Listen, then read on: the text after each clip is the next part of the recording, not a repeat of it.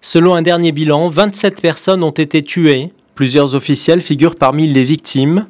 L'attaque, revendiquée par les Chebabs, a débuté avec l'explosion simultanée de 2 véhicules piégés, un minibus près de l'ancien Parlement et une voiture devant l'entrée d'un hôtel, situé à environ 600 mètres du palais présidentiel.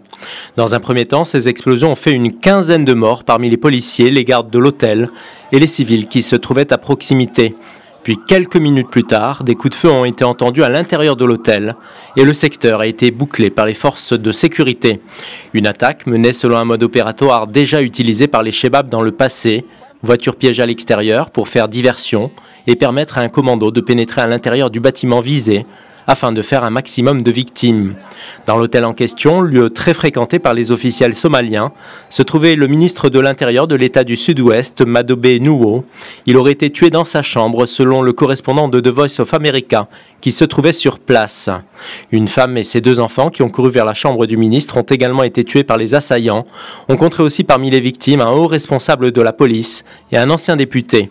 Il y a 15 jours, l'attentat le plus meurtrier de l'histoire du pays, attribué déjà aux Chebabs, avait fait plus de 350 morts.